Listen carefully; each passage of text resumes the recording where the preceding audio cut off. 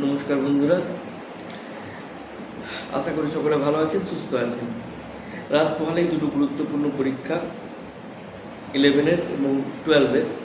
সেই সূত্রেই ছোট্ট করে কয়েকটা টিপস দেওয়ার জন্য এই ভিডিওটা আমি বানাচ্ছি। প্রথমত, কালকের জন্য কোনো কিছু ফেলে না রেখে আজকেই তুমি তোমার পরীক্ষার জন্য যা যা লাগবে ব্যাগে গুছিয়ে নাও। স্মরণ করে করে কী কী তোমার লাগবে পরীক্ষার হলে প্রত্যেকটি জিনিস গুনে গুনে ব্যাগের মধ্যে আজকেই ঢুকিয়ে নাও, ব্যাগ আজকেই রেডি করে নাও। কালকের জন্য ফেলে রাখার কোনো যুক্তি নেই, ভুল হয়ে যাবে কালকে।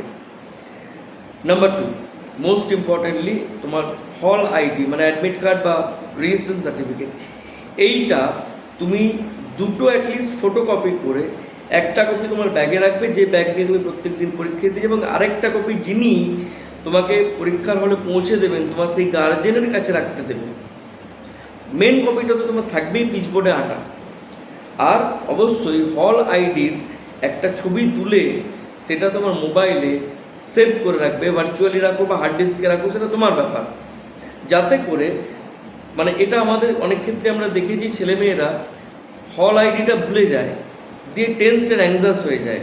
এখানে জেনে রাখো, তোমার যে স্কুল থেকে তুমি পরীক্ষা দিতে যাচ্ছ সেই স্কুলের প্রথম দিনে হেডমাস্টার মশাই বা হেডমিস্ট্রেস বা পরের দিনগুলোতে একজন স্কুলের তরফ থেকে একজন প্রতিনিধি, তোমার স্কুলের একজন টিচার, কেউ না কেউ থাকবেনই সেন্টারে প্রেজেন্ট, অন্তত পরীক্ষা শুরুর সময়টা, যাতে তোমাদেরকে চিহ্নিত করতে সুবিধা হয়।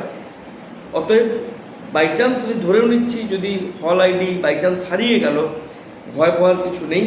তুমি যদি বৈধ পরীক্ষার্থী হও তুমি অবশ্যই পরীক্ষায় বসতে পাবে, তোমাকে পরীক্ষায় বসতে সুযোগ দেওয়া হবে। নাম্বার 3, যারা 11-এর পরীক্ষার্থী তারা আগামীকাল শুধুমাত্র এমসিকিউগুলো রিভাইজ করবে। কনফিউজ হয় এমসিকিউটা খুব, ওই জন্য পরীক্ষা দিতে যাওয়ার আগে এমসিকিউগুলো ভালো করে রিভাইজ করা একান্তই দরকার। আর একটা জিনিস খেয়াল করে রিভাইজ করবে, সেটা হচ্ছে তোমরা যে উত্তরটা লিখবে বাংলার ক্ষেত্রে বা ইংরেজির ক্ষেত্রে তোমার টেক্সটের যিনি লেখক আর টেক্সটটা কত সালে পাবলিশ হয়েছে, মূল গ্রন্থ কোনটা, কাব্যগ্রন্থ বা মূল যে গ্রন্থ যেখান থেকে সেই প্যাসেজটা বা টেক্সটটা গল্পটা নেওয়া হয়েছে, এটা ভালো করে খেয়াল রাখতে হবে। ইংরেজির ক্ষেত্রে পরের দিন যারা ইংরেজি পরীক্ষা দেবে এটা মনে রাখবে, লেখকের নামের বানান, সেটা কবি হোক বা সেটা গল্পকার হোক, নামের বানান যেন ভুল না হয়, তাহলে কিন্তু এক্সামিনের তোমার প্রতি ইমপ্রেশনটা অত্যন্ত খারাপ হয়ে যাবে। এইবারে এমসিকিউ আমি আগেই বলেছিলাম যে দুটো কনফিউজড হবে, দুটো অপশন তোমার কনফিউজিং লাগবে, দুটো প্রথমেই বাদ চলে যাবে, দুটো অপশনে কনফিউশন হবে।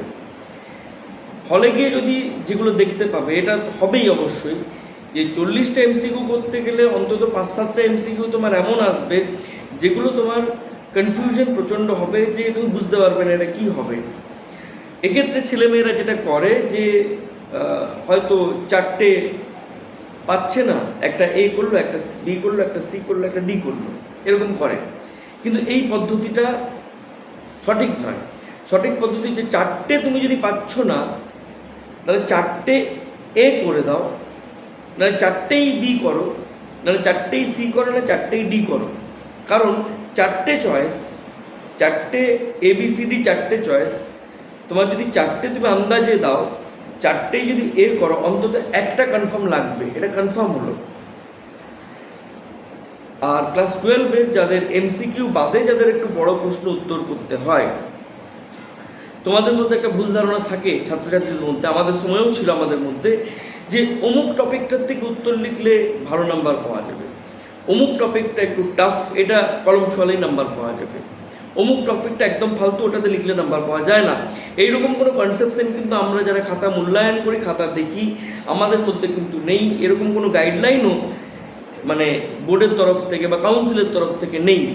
তুমি যে প্রশ্নের উত্তরটা সবচেয়ে ভালো লিখতে পারবে এবং সবচেয়ে স্বচ্ছন্দে লিখতে পারবে, সেই প্রশ্নটা তুমি সবার আগে অ্যাটেম্প করবে। খাতাতে তোমার প্রথম সেরা উত্তরটা খাতার প্রথমে থাকবে, যাতে এক্সামিনার যখন খাতাটা তোমার দেখবেন ওনার প্রথম ইমপ্রেশনটা সবচেয়ে ভালো হয়। কারণ first impression is the last impression, এটা মনে রাখতে হবে।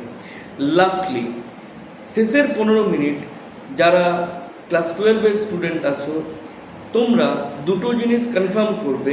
এক, তুমি 100% উত্তর লিখেছো কিনা, এমন কোনো উত্তর যেটা তুমি হয়তো পারবে কিন্তু বাই চান্স লেখা হয়নি, এরকম কিছু আছে কিনা এটা কনফার্ম করবে।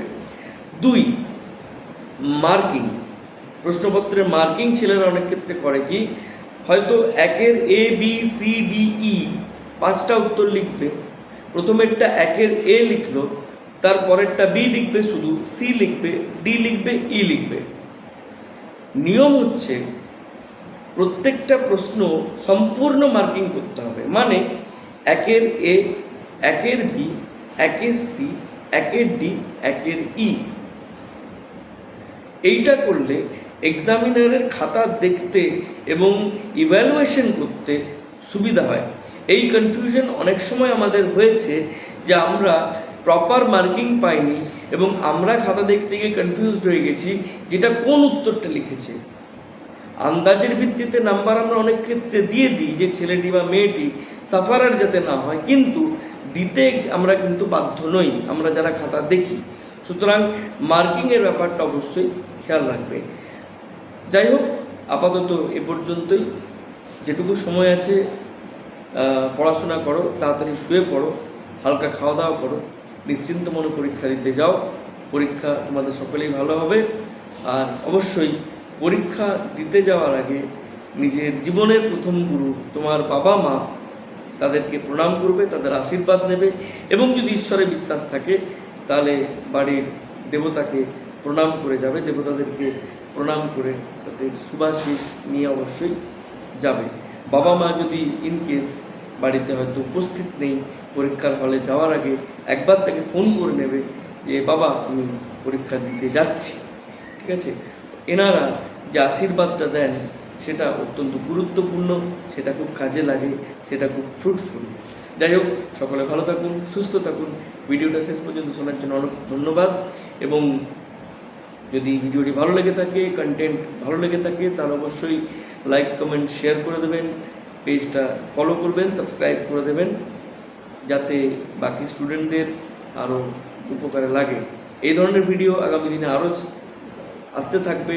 আপনারা জুড়তে থাকুন আমার সাথে, আমার চ্যানেলে, আমার পেজে। সকলে ভালো থাকুন, সুস্থ থাকুন, সুরক্ষিত থাকুন। শুভরাত্রি।